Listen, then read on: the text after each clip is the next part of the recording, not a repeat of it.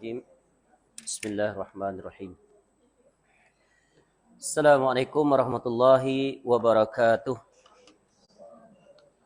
إن الحمد لله نحمده ونستعينه ونستغفره ونعوذ بالله من شرور أنفسنا ومن سيئات أعمالنا من يهده الله فلا مضل له ومن يضلل فلا هادي له أشهد أن لا إله إلا الله وحده لا شريك له وأشهد أن محمدا عبده ورسوله يا أيها الذين آمنوا اتقوا الله حق تقاته ولا تموتن إلا وأنتم مسلمون يا أيها الناس اتقوا ربكم الذي خلقكم من نفس واحدة وخلق منها زوجها وبث منهما رجالا كثيرا ونساء واتقوا الله الذي تساءلون به والأرحام إن الله كان عليكم رقيبا يا أيها الذين آمنوا اتقوا الله وقولوا قولا سديدا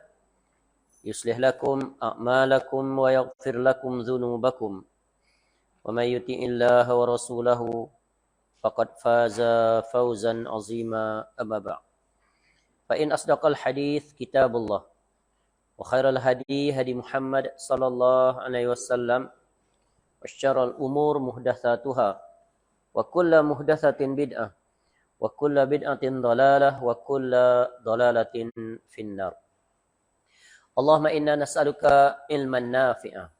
Ya Allah, kami memohon kepada Engkau ilmu yang bermanfaat, wa rizqan thayyibah, dan rezeki yang baik, wa amalan mutaqabbala, dan amal yang diterima. Alhamdulillah, pertamanya kita bersyukur kepada Allah Subhanahu Wa Taala dapat kembali kita bertemu pada petang ini untuk kita kembali mempelajari dan mengambil faedah dari sebuah kitab yang bertajuk Jalan Golongan yang Selamat, yang disusun, yang ditulis oleh Syekh Muhammad bin Jamil Zainu rahimallahu ta'ala. Iaitu sebuah kitab yang asalnya bahasa Arab dengan tajuk Minhajul Firqatin Najiyati wa Ta'ifatil Mansurah, yang memuatkan 46 bab, 46 perbahasan yang semuanya adalah terkait tentang, khususnya penjelasan terkait tentang akidah, iaitu akidah yang berjalan di atasnya ya seluruh para rasul-rasul alaihi wassalatu wassalam dan disempurnakan oleh Nabi sallallahu alaihi wasallam.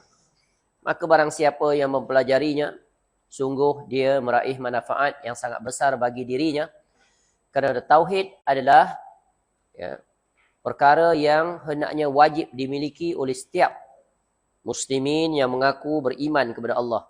Dan dia adalah syarat untuk mendapat rahmat, keampunan dan juga janji Allah untuk dimasukkan seseorang itu, iaitu hambanya, ke dalam syurga. Baik, pada petang ini kita akan kembali menyambung dan menyelesaikan iaitu bab yang ke-10, bahagian 10, iaitu urgensi tauhid, iaitu kepentingan tauhid, yang mana pengarang rahimahullah ta'ala memuatkan 5 perbahasan, dan kita berada pada perbahasan yang terakhir, iaitu bahagian E pada muka surat 52, iaitu di bawah tajuk sikap ulama terhadap tauhid. Dan kita telah selesai pada mukadimah ini, dan kemudian kita akan melanjutkan pada muka surat 53, iaitu tentang 5 kelompok ulama, di mana Syekh rahimahullah memaparkan di sini agar kita dapat mengikuti bersama dengan para ulama, yang ulama itu berjalan persis sama seperti mana yang Allah perintahkan di dalam Al-Quranul Karim dan hadis-hadis Nabi SAW. Kerana bukan semua yang namanya ulama boleh kita ikuti. Makna ulama ini adalah orang yang diberi title agamawan, ya, mengikut tingkatan masing-masing. Tingkatan paling rendah ustaz, ya, dan begitulah seterusnya naik Tok Guru, Pak Kiai, Pak Habib, ya, apa lagi? Ya, Syekh, Maulana, ya, Ajeng kalau orang Sunda. Ya, itu sebutan-sebutan untuk ya sebagai perwakilan kepada orang-orang yang ya diberikan ya, gelaran ataupun berprofesion sebagai ulama. Jadi tingkatan mereka itu berbeza-beza sesuai dengan ilmu yang mereka miliki, kurniaan Allah, Namun hendaklah kita ketahui, ya, ulama manakah yang hendaknya kita bermajlis dengan mereka, mengambil ilmu dari mereka, mendengar apa yang mereka sampaikan. Ya, secara garis besarnya, kalau mengikut Al-Imam Al-Ghazali rahimahullah, di dalam kitabnya Ihya Ulumuddin, ulama itu terbahagi pada dua kelompok, iaitu ulama ul akhirah dan ulama usuk. Ulama akhirat dan ulama jahat. Ya. Ulama alim rabbani, iaitu ulama yang benar-benar memiliki amanah dan kefahaman yang benar terhadap agama. Jadi Syekh rahimahullah memaparkan secara terperinci 5 kelompok ulama, ya, beserta ciri-cirinya. Maka kemudian itu tinggal kita untuk memilih yang mana kita ingin bersama dengan mereka itu. Ya, sebagaimana Nabi sallallahu alaihi wasallam menyebutkan bahawa para ulama ini mereka adalah pewaris Nabi. Ya, innal ulama'u warathatul anbiya. Ya, para ulama itu adalah pewaris Nabi. Lam yuwarrisu dinaran wala warrasu al-ilm. Ya, wala dirhaman. Ya, mereka tidak mewariskan dinar dan dirham, para ulama ni. Ya, begitu juga para rasul. Nabi SAW ketika wafat, apa yang Nabi SAW wariskan? Harta untuk difaridkan? Tak. Ya, tapi ilmu. Tapi ilmu itu sifatnya apa? Diwariskan dengan apa? Ya, dengan dipelajari. Al-ilmu bitta'allum. Alim macam mana pun ayahnya, belum tentu anak jadi alim. Sebab ilmu tak boleh diwarisi. Yang boleh diwarisi apa daripada kedua orang tua? Agama. Ayah kita, mak kita Islam, kita lahir Islam juga. Jadi nak jadi seorang benar-benar Muslim, kena apa? Kena belajar. Tu kena belajar. Dia tak boleh dapat melalui mimpi jadi alim ulama, tak. Ya, kalau begitu kita kuat dah tidur betul kan? Setiap kali tidur dapat mimpi. Nama jadi ulama. Tidak seperti itu. Dia melalui proses pembelajaran. Dan pembelajarannya adalah pembelajaran sepanjang umur sampai mati. Sampai mati. Tidak ada istilah pencen. Kerja dunia ada istilah pencen. Tapi kerja akhirat, menuntut ilmu, walaupun dah alim macam mana pun, tetap wajib belajar. Innama warrasul ilm. Tapi para ulama itu, para rasul itu, mereka, ya, mewariskan apa? Ilmu. Ya, rasul, begitulah mereka itu. Baik. Jadi, langsung saja kita masuk, iaitu tingkatan paling utama. Ni kategori ulama yang benar. Alim Rabbani. Iaitu mereka adalah ulama yang memahami tauhid. Memahami erti penting tauhid dan macam-macamnya. Jadi ulama ini adalah, ya, dakwahnya tak pernah, ya, kosong daripada mengajar umat, memperingatkan umat tentang kewajipan agar kukuh di atas tauhid yang benar. Ya, tauhid itu dari mana ambilannya? Mereka akan mendatangkan ayat-ayat Al-Quranul Karim dan hadis-hadis Nabi SAW. Mereka sentiasa mengajak umat agar mengakrabkan diri, ya, close themselves to the main sources, Quran dan hadis. Dan di dalam majlis-majlis ilmu mereka, setiap kali mereka menyampaikan pengajaran, pasti tak akan luput dalil-dalil daripada Al-Quranul Karim. Ni cara yang paling mudah. Kalau duduk dalam satu majlis ustaz yang mengajar, jarang dengar Quran dan hadis keluar daripada lisan dia. Dia duk cerita sana, duk cerita sini, Allah begini, begitu, begini, satu sandaran pun dia tak keluar. Maka itu tak selamat. Sebab dia sendiri tidak beradab kepada Allah dan Rasul. Dia tidak membesarkan Allah dan Rasul dalam majlisnya. Dia membesarkan perkataan dia, huraian dia. Dan menjadi satu aib yang besar bagi seorang pengajar kalau dia tidak menghafal ayat-ayat atau hadis-hadis yang akan dia sampaikan. Ya, cakap tapi kosong daripada fakta ataupun dalil. Kalau dia baca Quran pun baca hadis, barangkali terjemahannya saja. Tak patut. Itu orang awam, ya, levelnya. Ya, tapi orang yang sudah mengajar tentunya telah melalui proses pembelajaran yang panjang. Itu menunjukkan apa? Dia ada satu penyakit yang kronik yang tak patut ada, iaitu penyakit pemalas. Malas menghafal. Patut ke seorang agamawan malas menghafal ayat-ayat Allah dan juga hadis-hadis Nabi SAW? Tak patut.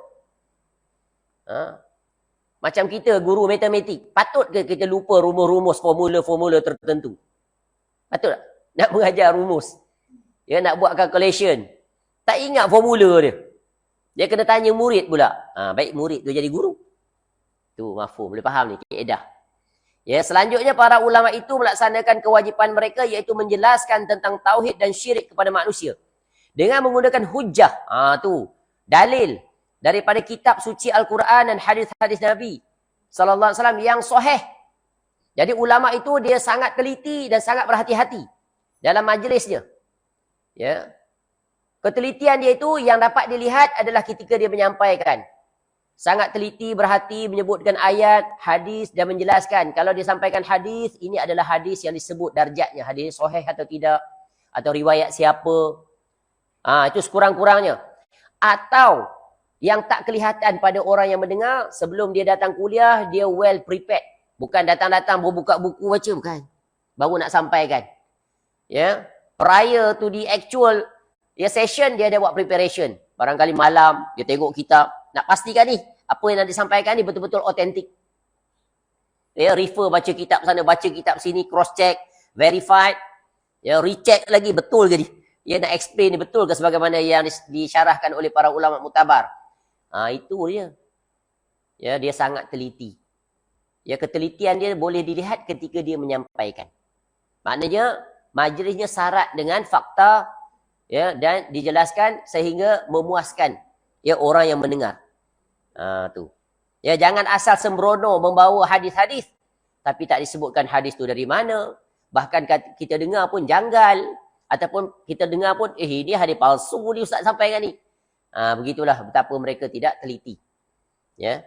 Para ulama itu tak jarang sebagaimana para nabi dituduh dengan pelbagai macam tuduhan bohong, tetapi mereka sabar dan tabah. Syiar dan semboyan mereka adalah firman Allah, wasbir ala ma yaqulun wahjurhum hajran jamila, dan bersabarlah terhadap apa yang mereka ucapkan dan jauhilah mereka dengan cara yang baik.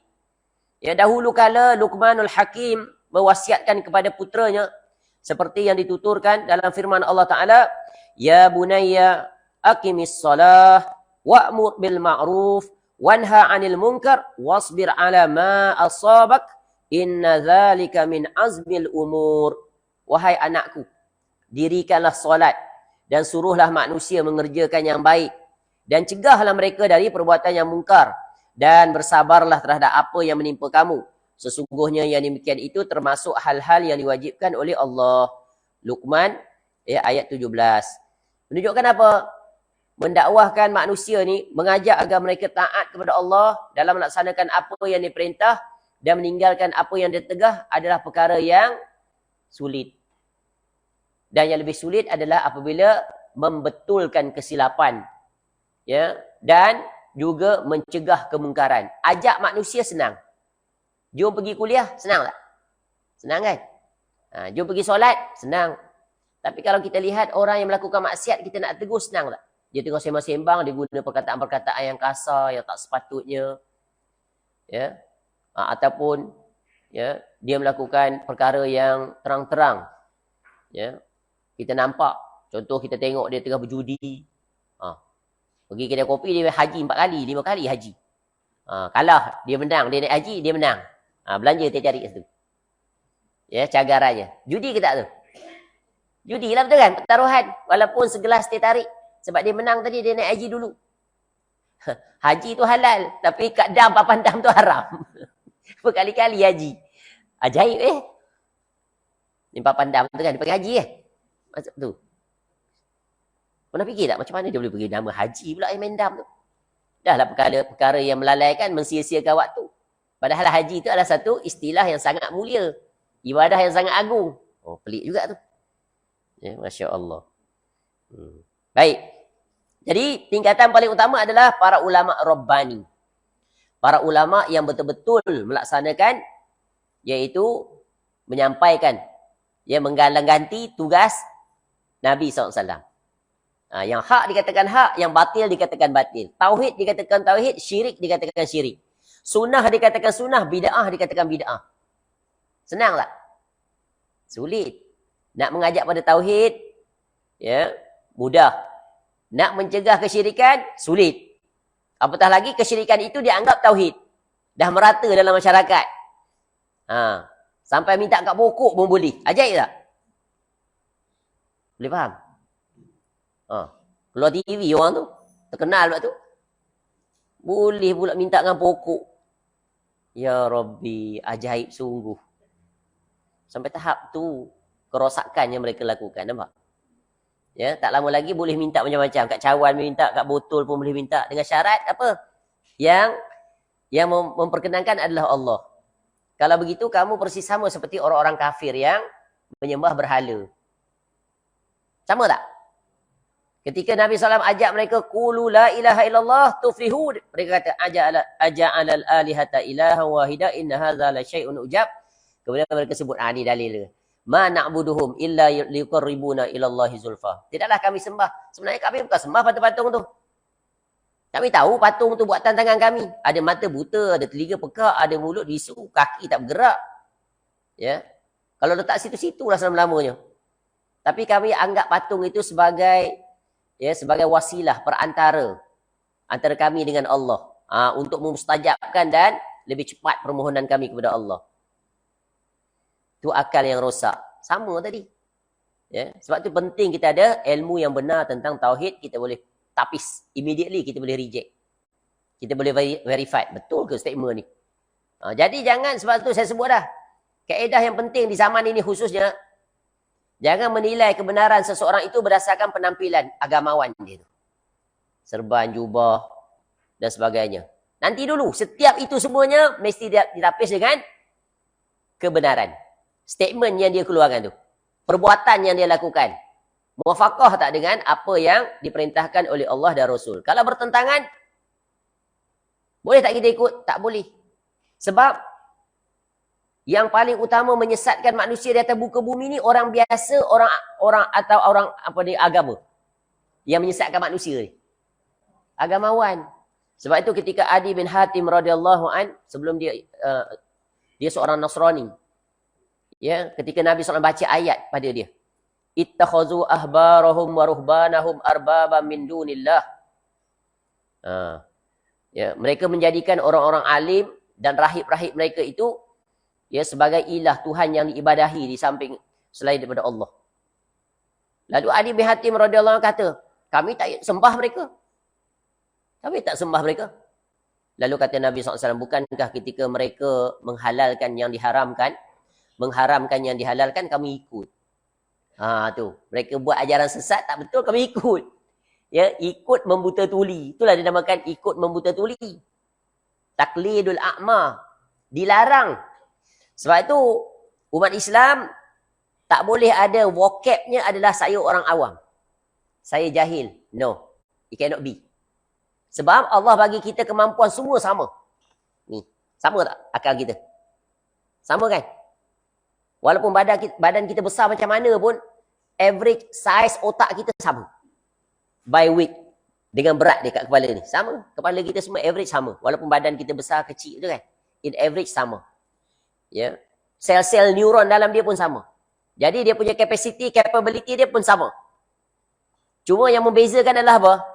How you use your brain to think. That's the only difference. Ya. Whatever input we put in, it's up to us to decide, to process. Kalau kita bagi instruction, think beyond normal. Otak tu akan cari jalan. Betul ke perkataan dia? Mari kita cek, kita semak. Jadi akal pun akan mengarahkan. Kita pun ambil buku, baca, proses, fikir, kaji. Ya, kemudian kita pun buat analisis. Ya, kemudian kita buat kesimpulan, kita verify. Dah kita rasa betul-betul yakin, kita pun ya validate. Baru kita accept or reject. Macam tu lah fungsi otak, akal. Ni tak dengar at face value je. Accept je lah. Only first layer thinking. Kita ni kena multiple layers of thinking. The way we think, multiple. Bukan sekali, bukan dua, bukan tiga. Macam kita tanyalah. Kita nak solve problem. Kita tanya sekali je ke? Why? Why this thing happen? No. You must ask as many as possible. Why? Why? Why? Until you find the root cause of the problem or issues. Macam doktor lah. Kalau tidak, we are basing on symptom. Entah faham ke tidak entah. Macam orang sakit pergi jumpa doktor kan. Doktor saya demam lah. Tak, memang demam. Doktor pun bagi ubat. Selesai tak masalah dia? That one based on symptom. It can be repeated again. Tapi kalau doktor check, tanya, kenapa awak demam? Ya, bagaimana tempat kerja awak? Oh, tempat kerja saya doktor very stress lah. Kenapa awak stres? Oh, sekian-sekian. Oh, rupanya akhirnya sampai ke punca. Oh, puncanya dia bukan demam tadi simptom tu, bukan. Rupanya dia kerja, ya, terlalu tertekan, ya. Balik rumah tidur tak lena sebab esok masuk dia akan kena stress, pressure, bagai-bagai. Itu yang demam. Jadi kalau solve yang tu, demam tak dia? Eliminate, ya, gradually or immediately. Itulah dia. Jadi kita kena berfikir, maknanya kita kena scratch our head. Jangan terima bulat-bulat. Dalam urusan dunia kita very detail and particular, apatah lagi dalam urusan agama. Apatah lagi kita hidup di zaman sekarang. Betul kan? Agamawan yang pelbagai ada kepentingan masing-masing. Kalau dia kumpulan A, dia mesti nak membenarkan kumpulan dia. Fatwa yang dia keluarkan tu mesti according to dia group. Betul kan? Oh, ketika dia dijatuhkan menang dalam mahkamah, hakim yang bagus. Adil, keadilan ditegakkan. Bila dia kalah, dijatuhkan hukuman, siap hakim. Hakim ada 3. 2 ke neraka, 1 ke syurga. Nampak tak? Nampak? Ni rosak. Tinggalkan orang seperti itu. Ya. Guna agama as his or her vehicles to achieve his own interest. Kita kena faham, kena beza. Agama ni bukan dilihat jasa seseorang, bukan. Oh, dia baguslah, banyak jasa lah. Kita pun tak buat. No. We are not looking at that part. We are concerned on this part. Yang akan menyebabkan runtuhnya keseluruhan amal ibadah itu. Tauhid. Ni kena faham. Ni kadang kalau kita tak faham prinsip, engkau tak boleh buat macam dia. Ya. Padahal apa yang dia lakukan itulah yang perlu diperingatkan. Sebab dia pokok. Boleh faham tu bagi hint sikit. Sebab itulah realiti yang kita hadapi. Itu kelompok yang pertama. Iaitu para ulama yang berjalan di atas jalan para salaf. Ya, mereka ikut manhaj. Sebagaimana pesan Nabi SAW. Ya, ma ana alaihi wa ashabi. Ketika Nabi SAW menjelaskan tentang firaq. Iaitu berpecahnya umat Islam pada 73 golongan. Apa kata Nabi SAW? Kulluhum finnar. Semua masuk neraka. Semua 73 tu. Illa. Kecuali satu je. Only. The only safe. Ya, grup. Siapa? Iaitu kata Nabi SAW. Ma ana alaihi wa ashabi. Aku dan para sahabat yang berjalan di atasnya. Maknanya apa? Siapa saja yang ikut cara beragama Nabi SAW dan para sahabat, mereka selamat. Kalau keluar daripada aturan itu, mereka dibimbangi tidak selamat. Termasuk dalam salah satu daripada 72 itu. Jadi, hadis ini memberikan satu peringatan penting agar kita menjadi ekstra teliti dalam beragama. Tu. Ya, sebab itu kita kena bekerja keras ya untuk mendapat maklumat ya tentang hal-hal yang terkait tentang keselamatan kita untuk negeri akhirat. Baik, itu yang pertama yang hendaknya kita berjalan. Bila mereka menyeru kepada Quran dan hadis, ya, kukuh di atasnya, ya, dahulukan Quran dan hadis, berjalan di atas bagaimana cara para salafus soleh berjalan, maka itulah dia tanda bahawa mereka itu berada di atas kebenaran. Maka duduklah dalam majlis mereka. Ya. Dan mereka terbuka untuk dikritik, ditegur. Ya. Majlis mereka itu adalah open for discussion, agree to disagree. Kadang ada majlis, dia buat satu kaedah. Ya. Jangan banyak bertanya. Barang siapa banyak bertanya, maka tiada ilmu baginya. Itu yang pertama. Yang kedua, kalau banyak tanya, tiada adab. Ya, jangan minta dalil kerana tok guru tu adalah orang yang siqah, orang yang jujur, orang yang benar, orang yang takut pada Allah. Dalil yang ketiga. Boleh terima ke macam tu? No. Betul kan? Dia bukan rasul, dia bukan maksum. Betapa banyak orang-orang agamawan itu rupa-rupanya kita lihat akhirnya banyak di antara mereka yang terlibat dengan pelbagai skandal itu ini, betul kan? Menggunakan agama untuk menarik ya laba dunia dan pelbagai. Jadi kita kena teliti, berhati-hati, kena tanya. Ya, it's our right to ask them, to confront them. Kalau kita tak agree, betul? Tapi provided dengan dalil dan adab. Tu. Yang kedua, tingkatan yang kedua, para ulama ni. Mereka adalah ulama yang meremehkan dakwah pada tauhid yang menjadi dasar agama Islam. Tak beri perhatian pun. Ya, barangkali dia ajak manusia tu buat apa? Oh, kita nak kuatkan umat Islam ni, kita kena perkukuhkan ekonomi. Kita kena perkukuhkan ya kekuatan pertautan bangsa. Kita kena kukuhkan ya pelajaran, macam-macam lah. Tapi dia tak sebut pun kita kena kukuhkan tauhid. Ya. Bab tauhid ni dia tak beri perhatian. Ya, orang pakai tangkal ke, orang jumpa bomoh ke, orang percaya horoskop ke apa-apa, small matter. Ada tak seperti itu? Ada. Ya. Dia tengok kedai-kedai banyak pakai raja-raja gambar-gambar kat kedai restoran, letak gambar wali-wali berbagai, relax je dia masuk kedai tu. Nampak? Silat-silat rumah dia pun penuh macam tu juga. Ya, kita anggap benda kecil, betul kan? Tapi itu ada kaitan dengan tauhid. Kadang-kadang setengah-setengah tempat dia ada gambar buruk. Dalam bentuk putih, kuda putih bersayap bergambar lawa pada kepala orang. Kalau kita masuk situ kita buat apa? Enjoy, order, teh tarik unik, roti banjir satu. Bagi cakap kat dia tu. Aneh, itu gambar apa? Itu kita orang Islam tak boleh. Itu adalah perkara yang berkaitan dengan azimat. Dilarang. Nampak tak? Kadang orang letak nampak Islamik. Wa may yattaqillaha yaj'al lahu makhraja. Dan seterusnya tak? Dia tulis ayat 1000 dinar. Senilai 1000 dinar ke ayat Quran ni? Ada nilai ke? Itu satu dah bentuk penghinaan. Yang kedua, dia ada keyakinan apa tu? Dia letak ayat tu ada keyakinan dia? Laris perniagaan dia. Betul kan? Betapa kasihannya cara pemikiran low class sungguh. Kita nak laku kedai kita, buat apa? Servis. Ya. Makanan dia, harganya, kebersihannya. Betul kan?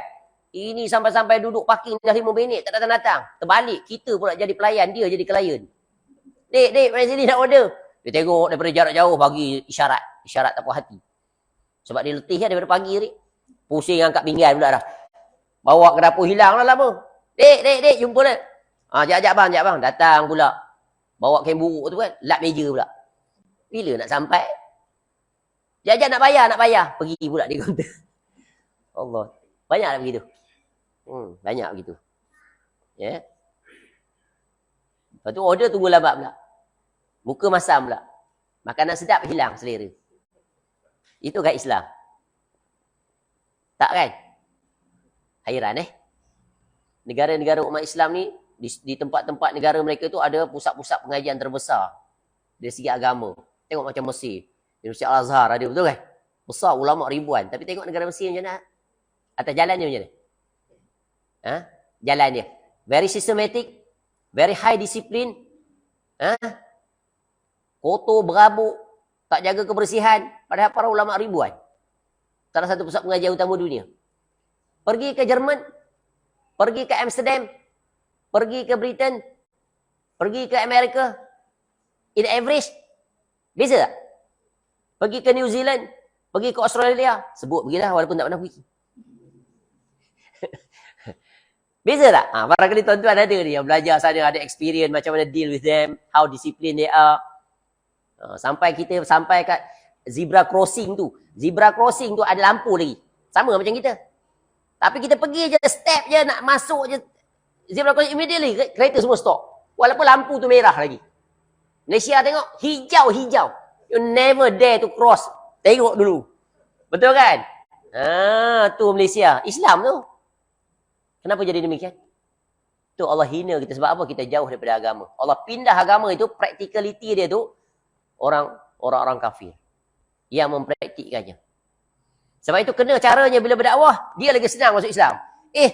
What I did ni, semua in your scriptures lah. Nampak tu? Sebab tu nak masuk Islam, jangan tengok orang Islam. Tengok source dia tu, Quran. Baru dia akan nampak Islam. Sebab tu berkata salah seorang ulama, dia kata, Al-Islam mahjubun bil muslim. Islam tu ditutup keindahannya oleh orang Islam sendiri. Because orang akan terkesima dengan first impression when we meet us. Betul kan? By first impression, tuan-tuan tengok saya tengok tuan-tuan, mesti ada certain judgment, betul kan? Oh, bagus ini, very highly disciplined, good in term of image. Tu. Dan berbagai lagi, betul kan? Ni ustaz ni something wrong somewhere. Lambat datang, always late aja. Asyik alasan on the way, jam sana sini. This is the first and the last you are terminated. Ganti orang lain. Betul kan? You cannot tolerate on those issues. Very small thing you tak jaga, bagaimana nak jaga perkara yang lebih besar? Baik, masuk semula. Back on track. Tingkatan kedua, meremehkan dakwah tauhid yang menjadi dasar agama Islam. Apa contoh bentuk dia meremehkan? Alah, sikit-sikit tauhid, sikit-sikit syirik, sikit-sikit sunnah, sikit-sikit bid'ah. Tu tak ada kerja lain lah tu. Nak mensyirikkan orang lah. Nak membid'ahkan orang lah. Nak menerakakan orang lah. Biasa dengar orang ucap begitu. Kepada orang yang mengajak kepada tauhid tadi. Tu modus operandi dia. Ya, dia cakap apa yang kita tak cakap. Dia faham, salah faham. Ya. Bila kita baca hadis-hadis tentang barang siapa yang melakukan bid'ah, maka ya, kullu bid'atin dhalalah wa kullu dhalalatin finnar, dia kata kita menerakakan mereka. Padahal yang kita sampai hadis Nabi SAW, kita sebut itu sebagai peringatan. Ya, jauhi perbuatan bid'ah, khawatir nanti ya Allah ancam dengan neraka, khawatir nanti di negeri akhirat sia-sia kita beramal, nanti kita dihumbankan ke dalam neraka. Bukan kita kata dia masuk neraka. Bukan kita hukum dia mandatori. Tak, kita beri apa? Hazar, berhati-hati. Ni dia faham cara yang salah. Ini masalah dia. Ya. Sebab tu kita kena, bila kita belajar, ya, kita kena faham konteks yang dia sebut. Jangan kita pergi kata apa yang orang tak kata, ataupun kita salah faham terhadap apa yang orang sebut. Dia banyak berlaku. Ya, kita sebut maksud lain, dia pergi letak maksud lain. Itu yang, dan fitnah ini sampai sekarang bertebaran. Kalau kita tengok dalam Facebook, tulisan-tulisan mereka itu semua macam tu, yes. Seragam dan senada. Purposely sebenarnya. Sebab apa? Dia tak boleh bantah. Sebab dia terjatuh dalam perkara tersebut. Ya, dia terjatuh. Bila kita kata tiada bid'ah hasanah, dia kata ada. Ya. Jadi lebih baiklah kamu tukar, jangan panggil ahli sunnah wal jamaah. Panggillah ahli bid'ah hasanah. Kenapa tak guna perkataan itu? Kan dia suka perkataan itu. Tu contoh paling mudah. Tu. Ya. Baik. Mereka berasa cukup mengajak manusia mengerjakan solat, memberikan penjelasan hukum dan berjihad tanpa berusaha meluruskan akidah umat Islam. Seakan-akan mereka belum mendengar firman Allah Ta'ala, walau asyraku lahabita anhum ma kanu ya'malun. Seandainya mereka mempersekutukan Allah, niscaya lenyaplah dari mereka amalan yang telah mereka kerjakan. Ini risiko ni. Implikasi besar. Kalau tauhid itu hilang, cacat, yang lain habis semua. Ya. Sebab itu, ya, salah satu hadis yang masyhur tentang hadis bitaqah. Hadis tentang lembaran, 99 lembaran catatan amal seorang hamba nanti. Kisah dia tu dibentangkan. Ya, sebagai contoh. Dibentang ke 99 amalan dia. Tak ada satu rekod yang baik. Gelap semuanya. Penuh dengan dosa dan maksiat. Pada dia tak ada harapan dah. Ya. Kemudian Allah bentangkan satu lembaran. Di situ adalah kalimah la ilaha illallah. Dia tak pernah mensyirikkan Allah. Dia tetap menjaga tauhid. Walaupun dia ahli maksiat tahap ekstrim. Lalu Allah perintahkan letak tu yang satu sebelah ni, yang 99. Maka yang satu ni berat. Ya, 99 tadi jadi ringan. Maknanya ke syurga dia. Sebab itu tuan-tuan dan puan-puan, rahimakumullah jami'an, betapa pentingnya kita belajar dan faham tentang kalimat tauhid dengan benar. Ya, saya pernah sebut sebelum ni, kita dah belajar dah bab tu. Dalam bab Islam ini, seorang Muslim itu, kewajipannya adalah menunaikan 5 rukun. Betul kan? Yang pertama syahadah. Yang kedua solat, puasa, zakat, haji. Kemudian nanti rukun iman. 4 ini, puasa, zakat, haji, puasa ni kita belajar. Dalam bab fiqh kita belajar, dia ajar secara sistematik 5 perkara. Apa makna solat, apa rukun solat, apa syarat solat, apa pembatal solat, apa dia natijah, the consequence of performing solat tu apa in return kepada kita. Kita belajar tak? Belajar kan? Puasa macam tu juga, betul kan? Apa makna puasa, apa rukun, apa syarat, pembatal dia, kita belajar. Tapi yang pertama kita belajar tak? Yang pertama ni, nombor 1 ni, kita skip. Barangkali kita hanya belajar tentang apa? Makna la ilaha illallah tu yang kita faham umum rata-rata tidak ada Tuhan melainkan Allah. Itu pun tak tepat. Ya, direct translation. Yang benarnya adalah apa? Apa makna? Saya nak tanya. Apa makna la ilaha illallah yang benar? Tanya belah ni dulu lah. Saya tanya, saya jawab. Betul kan? Ini immediate sedang. Belah ni? Apa makna la ilaha illallah? Tidak ada Tuhan melainkan Allah. Betul? Tiada ilah yang berhak diibadahi dengan benar melainkan Allah. Sebab apa kena translation seperti itu? Dari istilah Arab adalah, tapi kenapa begitu? Kerana kenyataannya ramai manusia menyembah selain daripada Allah. Ya, mereka mengakui Tuhan-Tuhan di samping Allah untuk mereka letak satu posisi dengan Allah atau mengatasi Allah Taala sebagai Tuhan yang diibadahi. Baik. Kemudian rukun. Apa rukun kalimah la ilaha illallah? Apa syarat-syarat la ilaha illallah? By right, immediately bila saya tanya ni, tuan-tuan boleh jawab. Seperti mana saya tanya apa rukun, apa syarat solat. Kita belajar dulu kecil-kecil. Perukunan. Buku perukunan. Rukun 13. Syarat solat kita belajar. Ya, kalau tak boleh ikut aturan pun kita tahu. Syarat pertama. Immediate mesti boleh jawab. Apa syarat pertama? Solat. Berat sungguh ni. Kena ada kelas fiqah nak bagi ustaz lagi ajar. Ulang balik. Immediate nombor 1, nombor yang pertama tak boleh digeser. Islam dah. Syarat, betul kan? Kalau orang kafir solat boleh tak? Boleh sah tak? Sah? Tak sah. Itu nombor 1. Apa-apa pun mesti seorang Muslim. Tu. Nak masuk syurga, sejahat apa dia pun, tapi dia seorang Muslim yang mukmin, tak melakukan syirik macam tadi tu, masuk syurga dia at the end. Ya, dan seterusnya. Baik, seandainya mereka mengajak kepada tauhid sebelum berdakwah kepada yang lain, sebagaimana yang dilakukan oleh para rasul, tentu dakwah mereka akan berhasil dan akan mendapat pertolongan dari Allah. Sebagaimana Allah telah memberikan pertolongan kepada para rasul dan nabi-Nya. Cuba lihat, banyak kumpulan-kumpulan yang semuanya bertujuan baik. Nak mengembalikan umat pada Islam, nak menegakkan negara Islam, betul kan? Tapi cara mereka itu, adakah ikut cara Nabi SAW atau ikut cara mereka, hasil daripada pemikiran mereka? Ada yang ikut jalur politik, ada yang ikut jalur demonstrasi dan provokasi, ada yang ikut jalur persenjataan, ada yang mengikut jalur gerakan rahsia bawah tanah, istilahnya. Ada yang mengikut jalur dan mempromosi agar tegaknya khilafah Islamiah. Ada yang mengajak jalur menegakkan berusi pendidikan, ada yang menerusi jalur jihad ekonomi, macam-macam lah. Tapi yang Allah minta caranya bagaimana? Caranya bagaimana? Ni ayat ni. Ni ayat ni yang diabaikan oleh semua orang-orang yang mengajak kepada agama itu. Niat dia bagus, tapi caranya tak kena. Sebab tu sampai sekarang tak berjaya. Walaupun mereka dah dapat, tetapi kejayaannya sangat tipis. Sebab apa? They are not start dia dakwah with the right starting. Salah permulaan, bagaimana akan betul di penghujung dan sepanjang perjalanan. Mesti betul di awal. Sebab itu seluruh rasul-rasul alaihi wassalatu wassalam sama saja tujuannya, semuanya. Iaitu mengajak manusia agar mentauhidkan Allah dalam beribadah kepadanya. Bukan selain daripada itu. Untuk menegakkan negara ke, nak buat kuasa, tak. Sebab seluruh rasul itu berapa orang yang diberikan kekuasaan jadi pemerintah? Berapa? Daripada 25 rasul yang Allah sebut satu-satu nama dalam Quran tu, berapa yang jadi pemerintah? Yang ada negara? Kita backward. Forward, backward. Forward lah. Kalau kita ambil yang akhir sekali tu, panggil apa? Backward ke forward? Kemudian daripada Nabi SAW naik sampai kepada Nabi Adam SAW tu apa? Backward.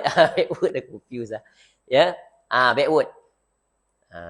Downstream lah upstream and downstream. Sama lebih kurang. Okey. Kita ambil Nabi SAW. Nabi SAW, dah masuk. Dia adalah pemerintah. Dia adalah rasul. Ada negara. Lepas sebelum Nabi SAW siapa? Nabi Isa AS? Tak. Nabi Musa AS? Tak. Mana ada negara? Fir'aun tu yang ada negara. Dia third class citizen tu. Dia kena exodus, total exodus from Egypt. Betul kan? Dia hanya jadi rasul bagi Bani Israel. Bukan raja, tak diangkat jadi raja. Siapa? Nabi Daud AS. Lagi? Nabi Sulaiman AS. Lagi? Nabi Nuh tak. Nabi Nuh AS pengikut ada tak sampai 100.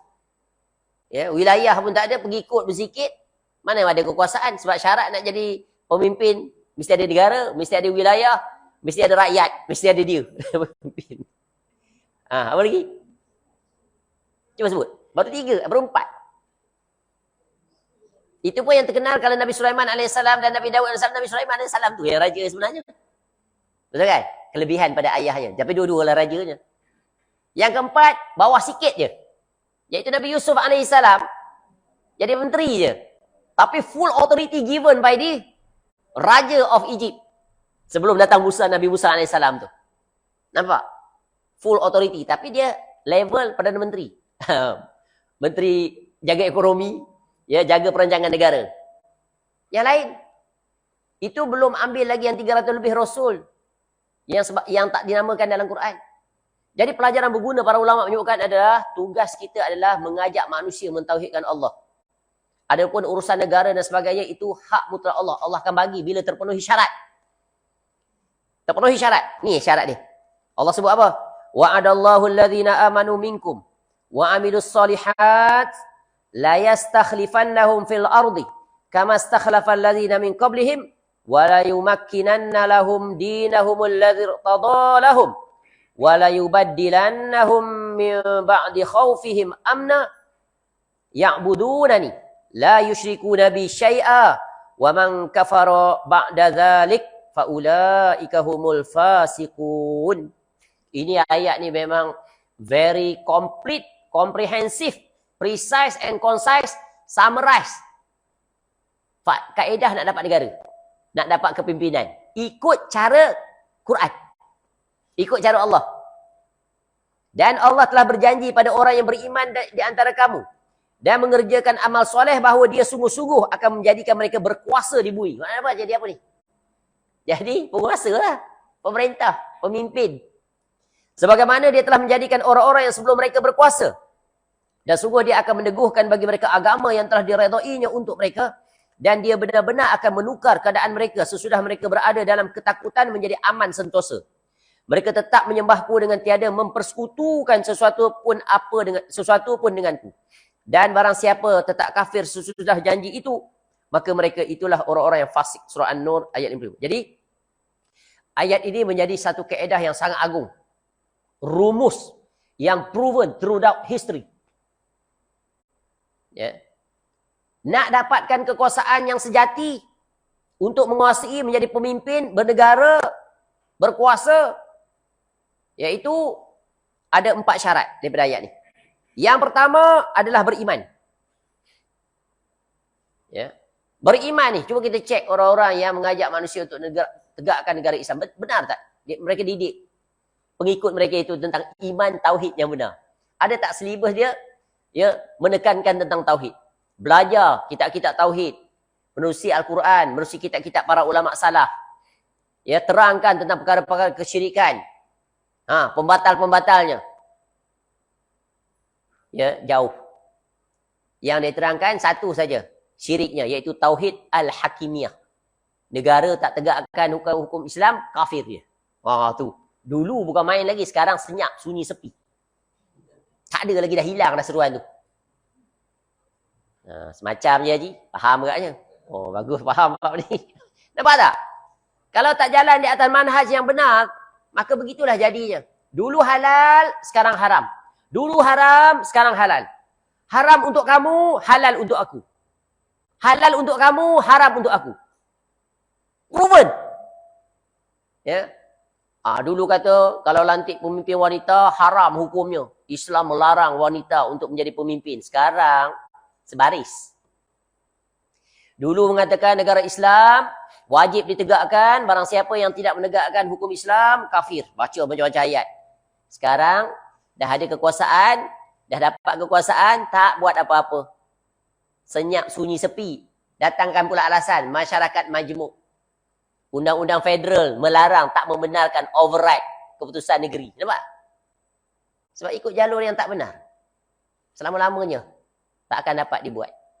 Because ada conflict of interest. Jadikan agama sebagai vehicles untuk meraih kekuasaan. Islam tak ajar begitu. Kekuasaan milik Allah, Allah akan bagi. Once you fulfill those requirements set by Allah Ta'ala through this verse, ayat An-Nur ni. Pertama beriman. Kamu didik tak mereka itu? Faham tentang tauhid al-rububiyah, al-uluhiyah, al-asma' was sifat. Kalau tanya tentang sifat-sifat khabariyah Allah, bagaimana kamu berinteraksi dengannya?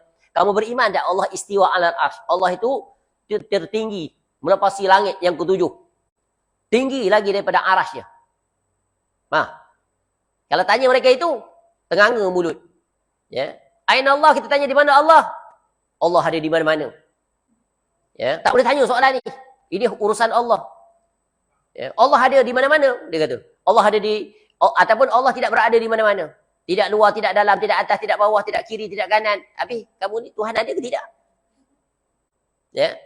Ataupun tagline dia yang paling popular, iaitu terperangkap jatuh dalam perangkap ilmu kalam. Allah mawujud bila makan. Allah wujud tanpa memerlukan tempat.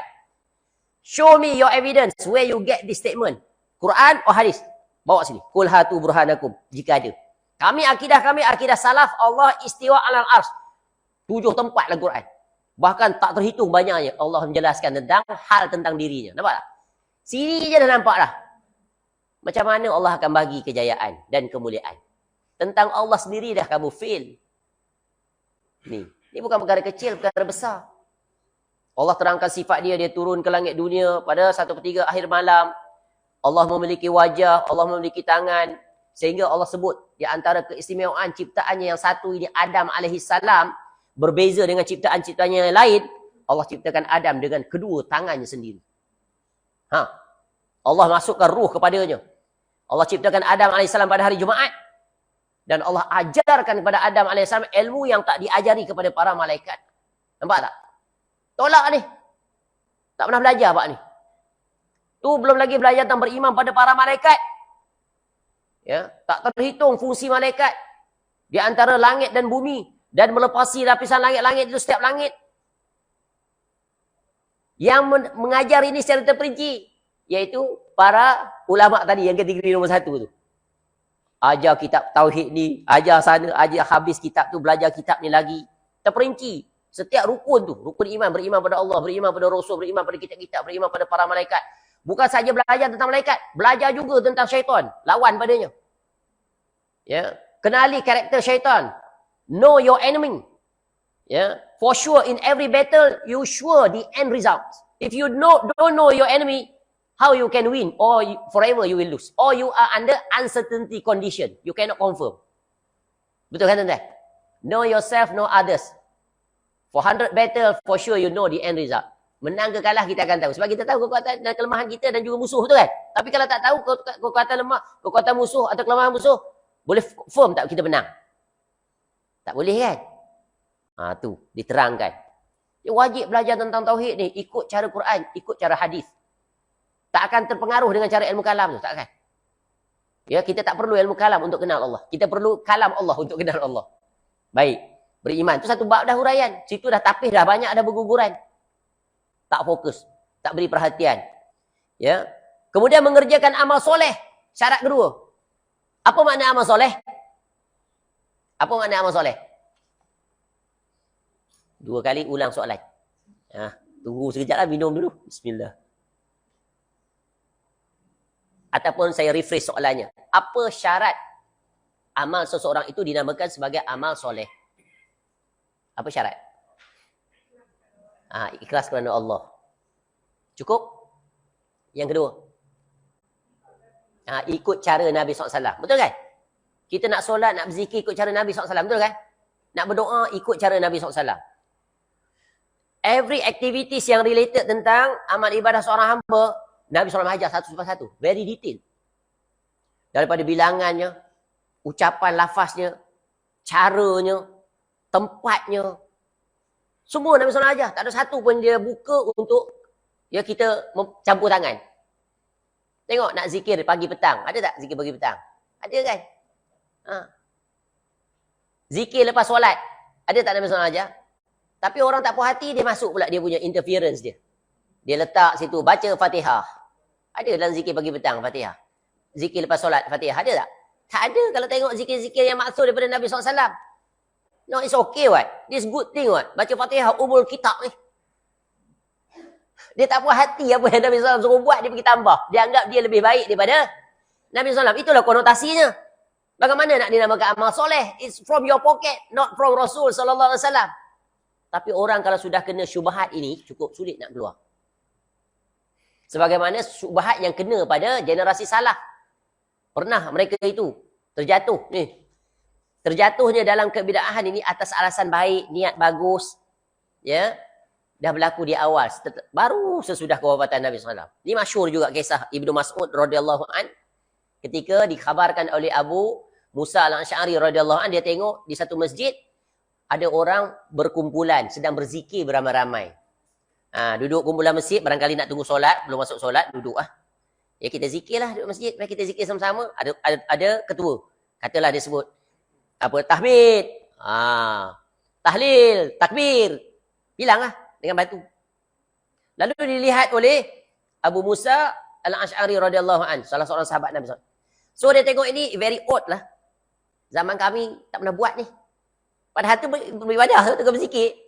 Bukan break dance dalam masjid, bukan. Dia bukan berkaraoke dalam masjid, bukan. Tengah berzikir.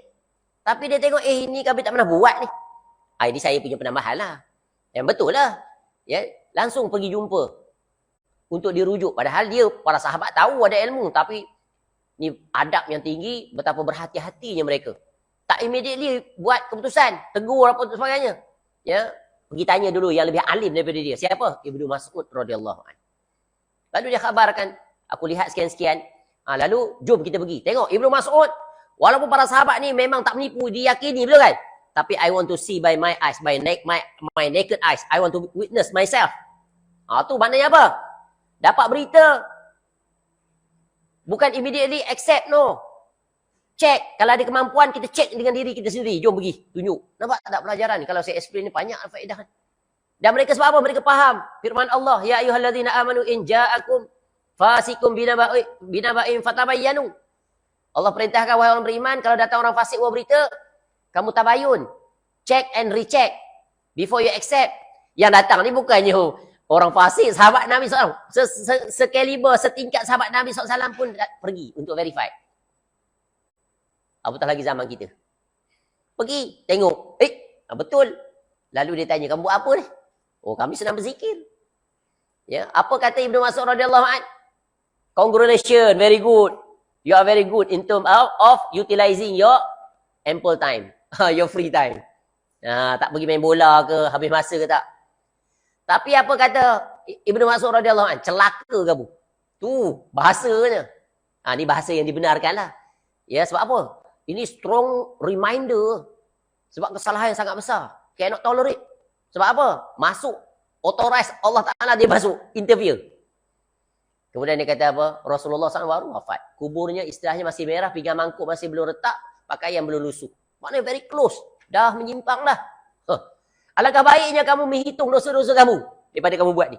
Tapi orang, para sahabat tadi tu. Bukan sahabat ni, mereka yang tabi'in. Ya. Dia kata apa pada Ibnu Mas'ud? Dia kata, Ya Aba Abdurrahman. Gelaran dia, kunyah Abu Abdurrahman. Ma aradna illal khair. Tidaklah apa yang kami buat ni berzikir ni, melainkan tujuan kami baik. Tanyalah pelaku-pelaku bid'ah ni, kalau kita tanya kamu buat baik ni. Betul kan? Ikhlas dan dapat pahala. Daripada kami nongkrong-nongkrong. Ya, baik lepas isyak baca surah Al-Mulk ramai-ramai. Ya, kalau balik belum tentu baca. Nampak tak? Dia punya reasoning tu, at first layer, acceptable. But when we filter dengan dalil ni, dengan perbuatan Nabi SAW, totally not accepted. Baik macam mana pun dia kata. Lalu apa kata Ibnu Mas'ud radhiyallahu an? Nak bantah mereka itu alasan bagus. Kam min muridin lil khair lan yusibah. Betapa banyak orang yang inginkan kebaikan tapi tak meraihnya. Ini contoh. Immediate ditegur, tak benarkan. Kalau tidak nanti dia bertunah, dia jadi pokok, sulit dah. Bercambah pula macam sekarang lah. Betul kan? Dulu mana ada orang baca surah Al-Mulk selepas solat isyak. Sekarang ni Selangor lah khususnya. Merata-rata saya pergi. Pernah sekali saya tegur. Berkut-kurut muka semua. Kena tegur lah. Nak pecat pun tak apa, tak ada masalah. Tapi kita bagi dalil lah. Tuan-tuan, sunnahnya sesudah solat adalah berzikir. Ni tak. Dia punya SOP semua tak sama. Surau ni ada yang lepas-lepas tu terus baca surah Al-Mulk. Ada yang berzikir. Ya, ada yang berzikir separuh, lepas tu baca Al-Mulk. Ada yang berzikir sampai habis, kemudian baca Al-Mulk. Macam-macam variasi menunjukkan itu sah, dia adalah bid'ah. Kalau tak bid'ah, dia samalah dia buat. Dia reka. Bayangkan ke depan betapa banyak lagi akan dibaca. Nampak tak? Padahal sunnah Nabi SAW ni, kalau habis umur kita hidup semula pun tak akan mampu untuk buat semuanya. Sebab itu, kalau kita bersungguh-sungguh untuk melaksanakan sunnah Nabi SAW, there is no opportunity at all for us to apa? To perform those bid'ah. Kalau kita usaha nak hidupkan sunnah Nabi SAW, dan memang kita tak mampu, kita spend our life, our time, our effort, ya, kita tak mampu buat semua. Dan itu akan menyelamatkan kita daripada terjatuh pada bid'ah. Tak ada peluang langsung nak buat. Tak ada masa. Macam tadi saya kata zikir, zikir nak tidur tu. Banyak. Zikir pagi petang, banyak. Ya, zikir nak keluar rumah, nak masuk rumah, banyak. Nak masuk rumah ada zikir, nak keluar rumah ada zikir. Betul kan?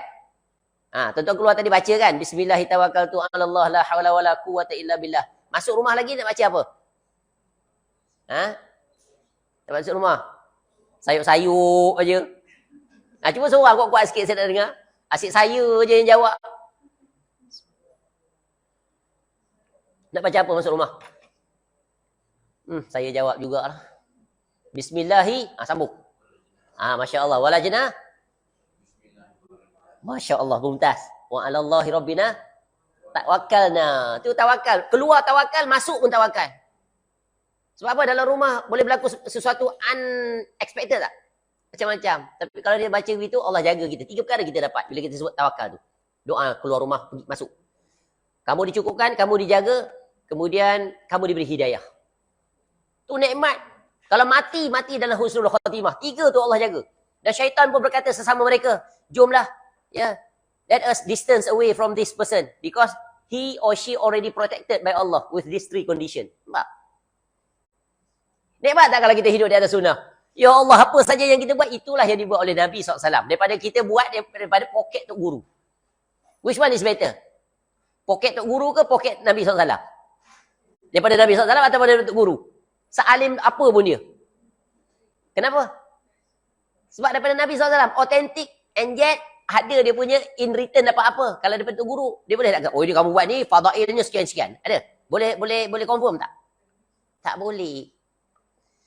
Ini bukan senang nak orang nak terima ni, bukan senang. Kalau dia dah terbiasa jatuh dalam perkara yang tidak ada aturan daripada agama. So nak faham benda ni, it takes time.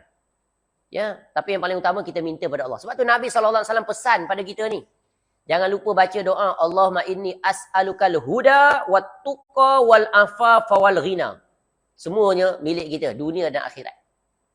First minta apa? Huda. Hidayah. Kita ni semua ni dah dapat hidayah. Tapi hidayah yang pertama. Kedua belum tentu. Hidayah ilal Islam.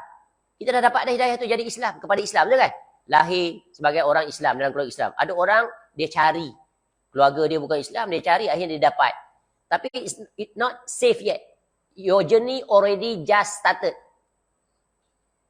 Your destination masih far away. But you must be clear your end destination. So how to arrive at designated destination? Itulah hidayah alal Islam. Jadi seorang Muslim yang benar-benar Muslim, yang sejati, yang berjalan di atas ma'ana alaihi wa ashabi, mesti masuk melalui pintu al-ilm. Ilmu apa? Ilmu yang benar. Apa kriteria ilmu yang benar? Yaitu Al-Quran wal Hadis. Sebab itu majlis yang mengajak umat akrabkan diri dengan Quran. Close yourself with Quran. Read with understanding. Then you live with it. Tu dia betul. Ya. Jangan ikut je cakap Tok Guru. Ikut Tok Guru je. Tok Guru ni orang sikah, orang alim, orang dekat dengan Allah. Bukan. Bukan ajak pada Tok Guru. Kita ajak pada siapa? Guru, segala guru. Siapa? Rasulullah sallallahu alaihi wasallam. Itu. Ya. Tidak selalu kita nak ulang. Supaya apa? Kita tahu prinsip ni. Supaya kita selamat. Tu. Tengok syarat yang seterusnya. Mengerjakan amal soleh. Ya syarat 2 tu kena ada. Betapa banyak orang yang niatnya baik. Bagus dia, keinginan dia. Tapi caranya tak sesuai dengan sunnah Nabi SAW. Kita bagi contoh yang klasik ialah yang sentiasa segar, yang menjadi konflik sepanjang zaman. Tapi kita kena sampaikan. Walaupun majoriti manusia tak menerimanya, menolak. Contoh macam orang buat tahlilan umpamanya untuk orang mati. Betul kan?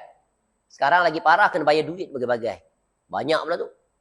Ya, ada pula ya ekstra lagi servis. Servis apa? Iaitu Ya, solat fidyah. Ya, fidyah solat. Boleh ganti tu, orang mati tu, kita solat untuk dia pula. Solat yang dia ganti tu ada pula. Ya, boleh buat company untuk serve orang yang tak solat sepanjang usia, solat on behalf. With certain amount you have to pay. Kaya. Kalau agama guna atas nama benda, sah. Tak betul. Ya, atau bayar fidyah.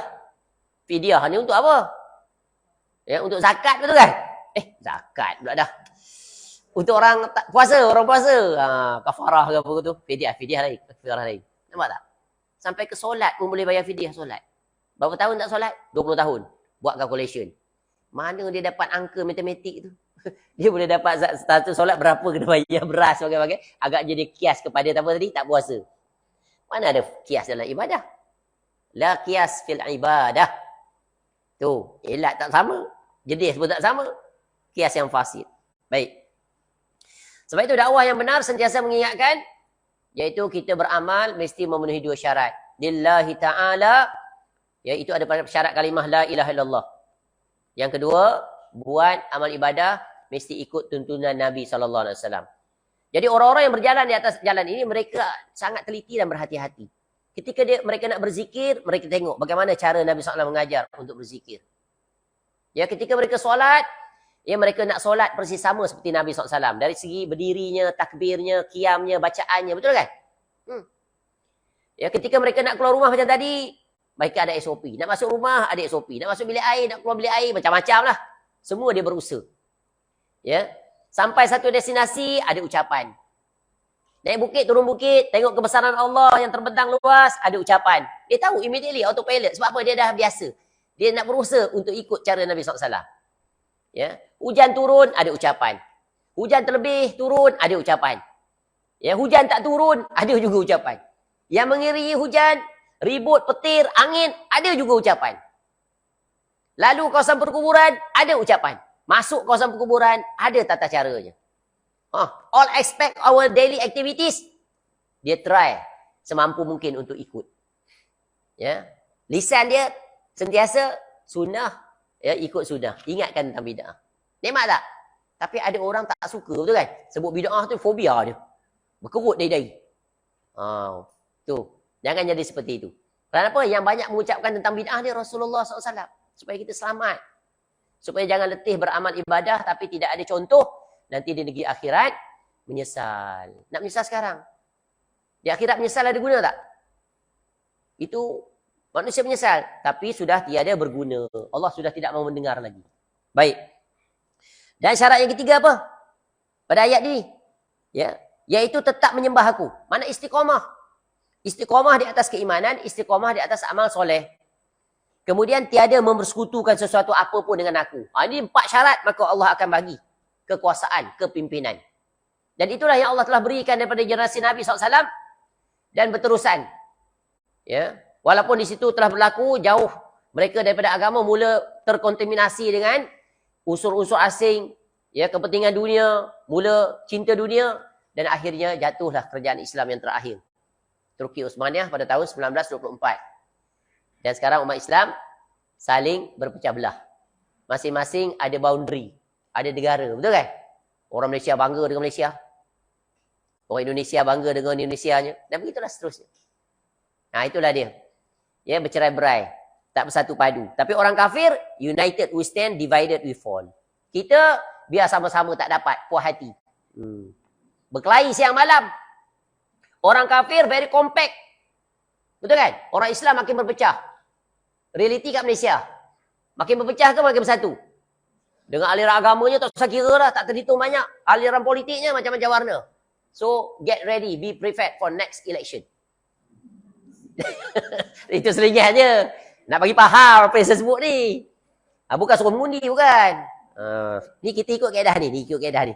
Kaedah agama. Ya, itu ada fiqh lain pula lah bab tu. Tapi nak bagi peringatan. Umat Islam sanggup bergaduh, berkelahi, bermusuh-musuhan, saling dedah-mendedahkan aib. Betul kan? Saling jatuh-menjatuhkan, saling fitnah. Agama mengajar begitu ke? Dia tak baca ke Quran tu? Ya. Wa in ta'ifatal apabila ada 2 taifah di kalangan umat Islam yang bergaduh sampai berperang, berbunuh-bunuh. You have to reconcile them.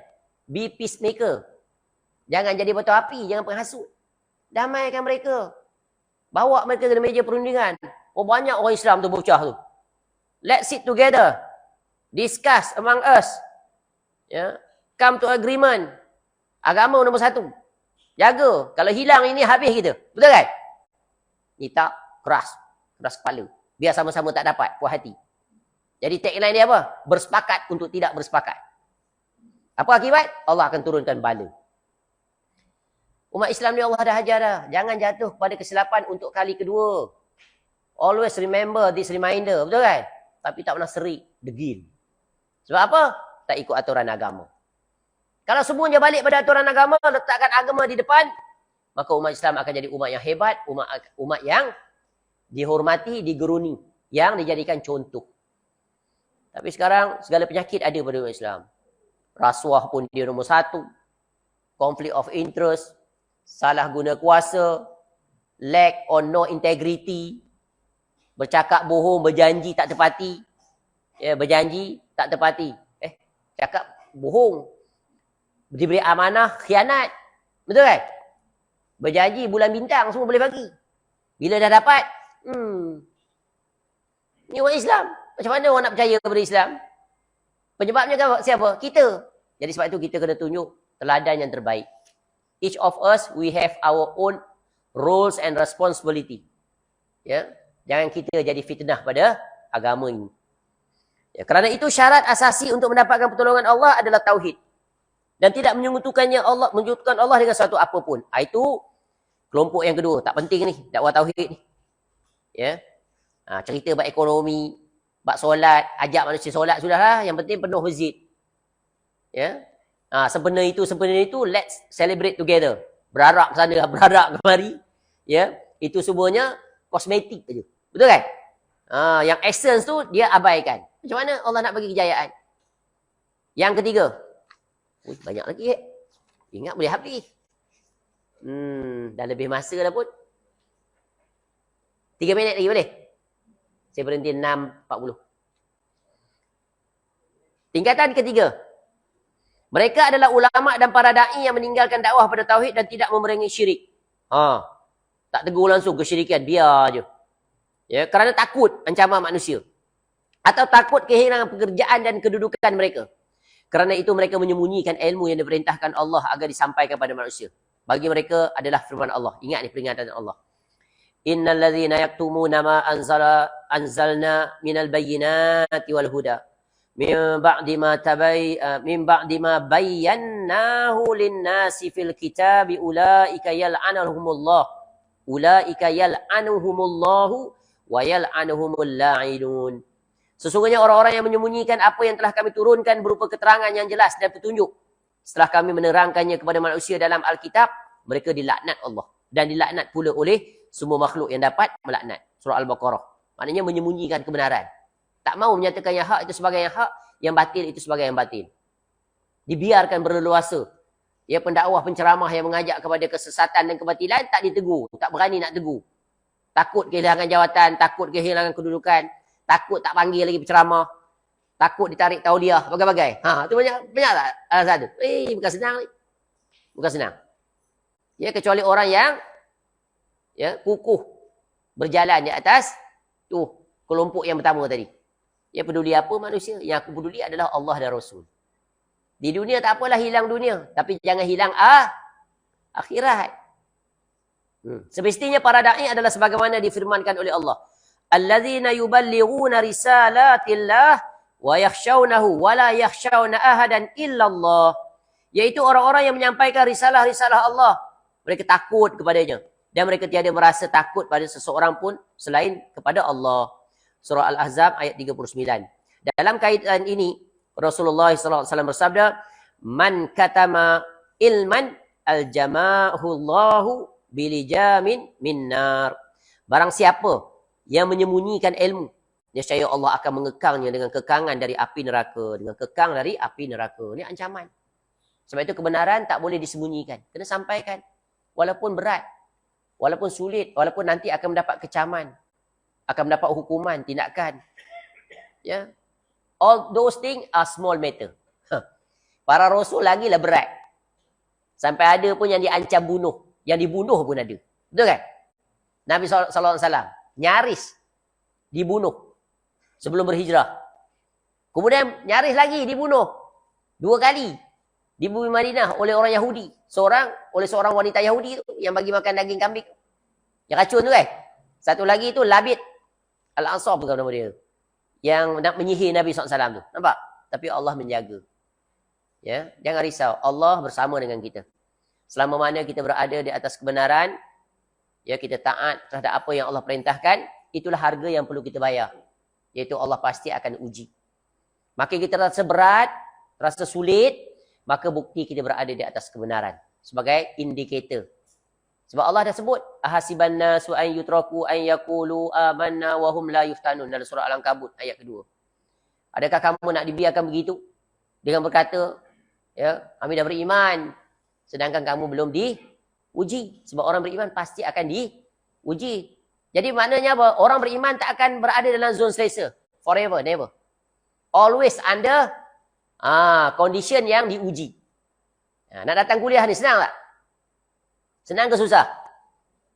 Tuan rumah kita buat hari Ahad pula tu. Ya. Dah lah kerja sampai Sabtu. Ada tak orang kerja sampai Sabtu? Ada. Ya. Kerja sampai 6 hari seminggu. Ya. Kalau kerja shift, ya, hari Sabtu tu kalau pukul 7, pukul 3 baru balik. Ya. Waktu rehat je, Ahad. Lah Ahad datang kuliah pula. Lama pula tak berhenti lagi. Berhenti. Tapi ingat, itu semuanya akan berbaloi nanti di negeri akhirat. Ya, semoga Allah memberikan kita kesabaran, istiqamah, kesungguhan, ya, dan juga Allah berikan kita kefahaman, ya, tentang agama ini dengan benar, iaitu Allah datangkan kecintaan kepada kita terhadap dakwah tauhid, dakwah sunnah, ya, datangkan kecintaan kepada, ya, Al-Quranul Karim dan hadis Nabi SAW, dan berjalan dengan ulama yang berjalan dengannya ataupun para penyeru yang mengajak kepadanya. Kerana itulah dia nikmatnya hakiki apabila kita sentiasa dilazimi dengan peringatan daripada qala Allah wa qala Rasul sallallahu alaihi wasallam. Insya-Allah panjang umur. Ya, nampaknya kita kena sambung lagi, ya, tingkatan yang keempat dan yang terakhir yang kelima. Wallahu a'lam. Mudah-mudahan bermanfaat. Boleh faham tuan-tuan dan puan-puan? Atau ada sesuatu yang barangkali kemuskilan ataupun ada yang tak bersetuju ke? Tuan-tuan open. Ya, to disagree. Boleh bagi pandangan atau komentar. Tidak sekarang, barangkali ya ke depan. Subhanakallahumma wa bihamdika asyhadu an la ilaha illa anta astaghfiruka wa atubu ilaik. Wassallallahu ala nabiyyina Muhammad wa ala alihi washabbihi wasallam. Wa akhiru da'wana alhamdulillahi rabbil alamin. Assalamualaikum warahmatullahi wabarakatuh.